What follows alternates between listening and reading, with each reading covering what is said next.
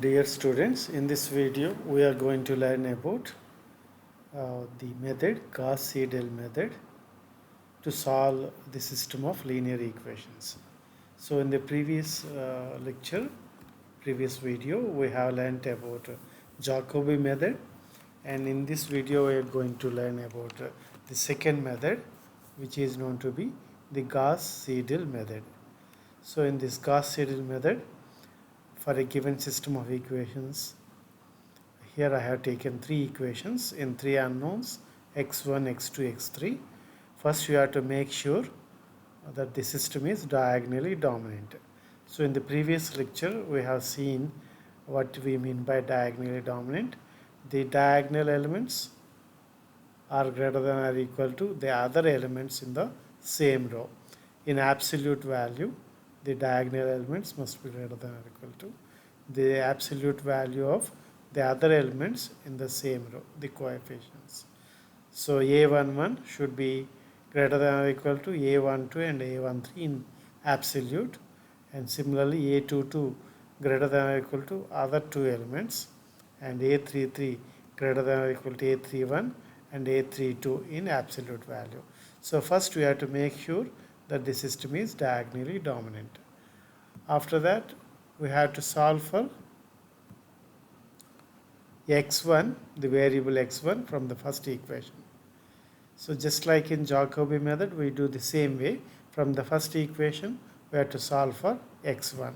So x1 is equal to b1 minus a12 x2 minus a13 x3. That is taking x2, x3 terms to the right hand side and then dividing by a11. That will give us the variable x1, the value of the variable x1. Similarly, we solve for the second variable x2 from the second equation. So from the second equation, if we solve for x2, take x1 and x3 terms to the right hand side. x2 is equal to b2 minus a21 x1 minus a23 x3 division a22. Similarly, from the third equation, we have to solve for x3. So x3 is equal to b3 minus a31 x1 minus a32 x2 division a33. So that's how we got the values of the variables x1, x2 and x3. Now we write k here, k minus 1 and k minus 1.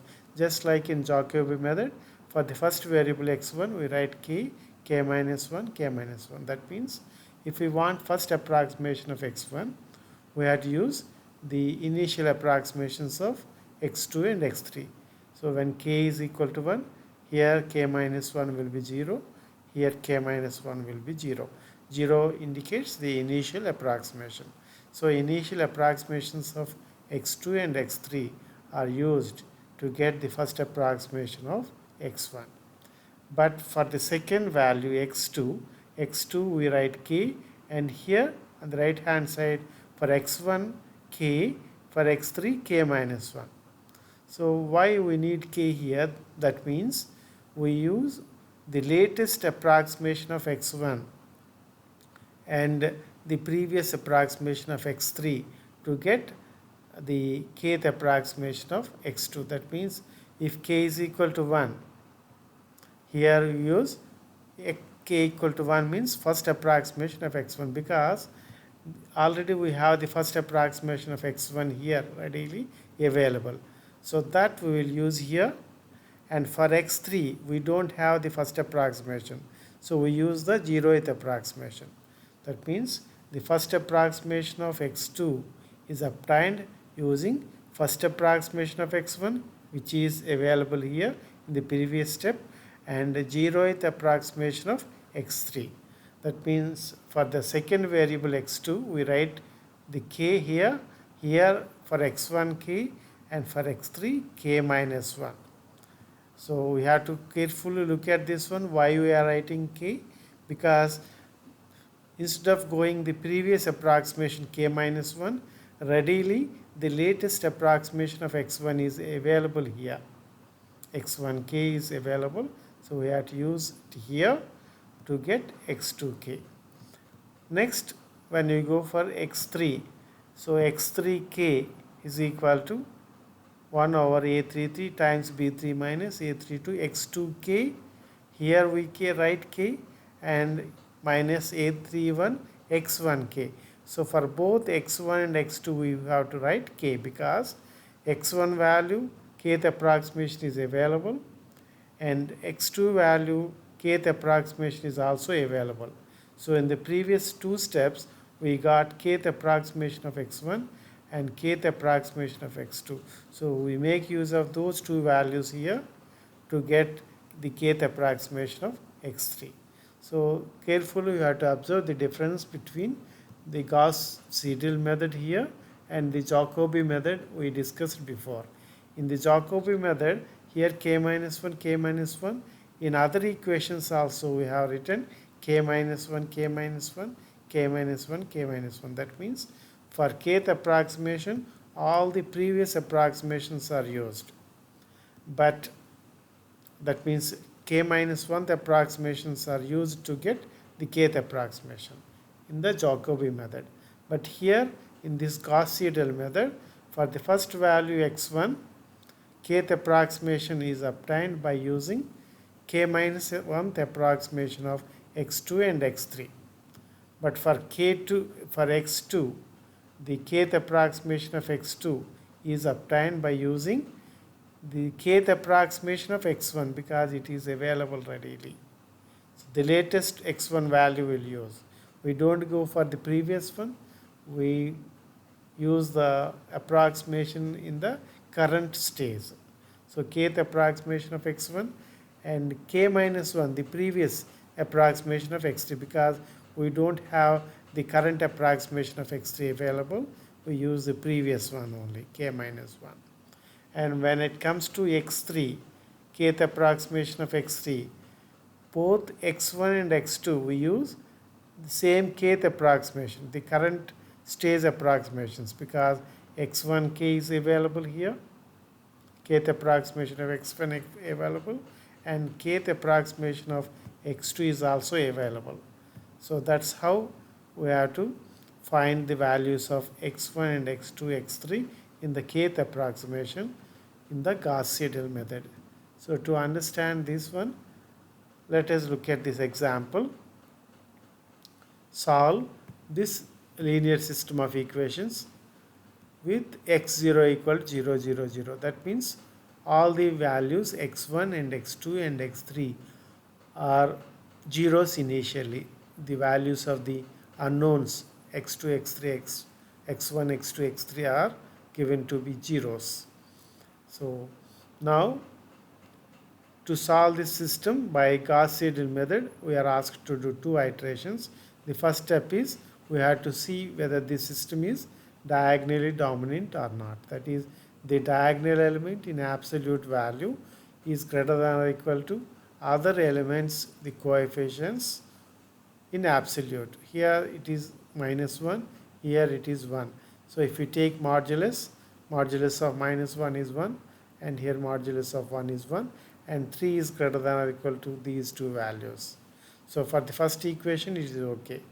And for the second equation, this is the diagonal element 3.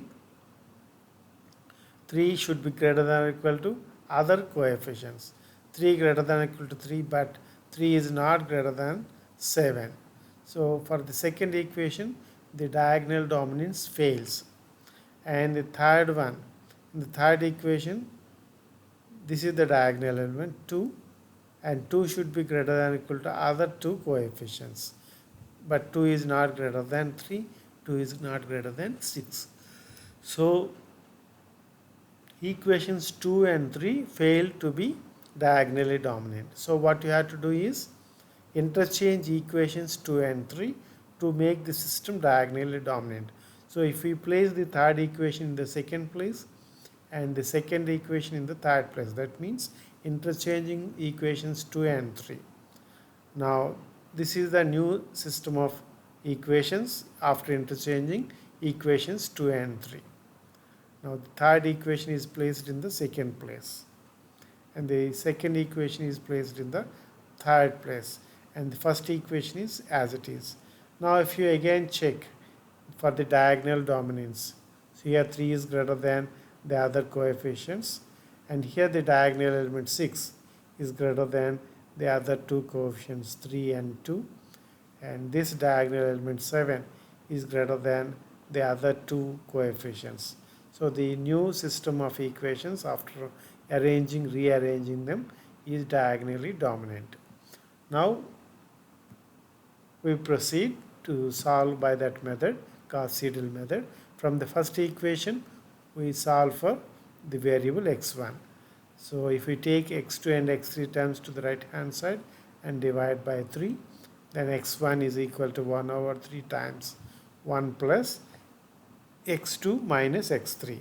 As I told here, you have to write k for x1 and k minus 1 for x2 and x3. That means the previous approximations of x2 and x3 are used to get the approximation of x1. So kth approximation of x1 is obtained by using k minus 1, the approximation of x2 and x3. Now from the second equation, we have to solve for x2. So if we take x1 and x3 terms to the right hand side and then divide by 6, so x2 is equal to 1 over 6 times 0 minus 3x1 minus 2x3. But here we write k for x2, and for x1 k, because x1 k is already available here. The latest approximation of x1 is available here. So for x1 we write k, and for x3 we write k minus 1. And from the third equation, we have to solve for x3. So take x1, x2 terms to the right hand side and then divide by 7. That will give us x3 is equal to 4 minus 3x1 minus 3x2 division 7. We have to divide by 7 to get x3 value, the variable x3. Now x3k, kth approximation of x3 is obtained by kth approximation of x1 and kth approximation of x2. Here we write both k because x1 kth approximation is available here and x2 kth approximation is also available. That means the latest values of x1 and x2 are used here to get x3. When it comes to x2, the latest value of x1 and the previous approximation value of x3 are used to get x2.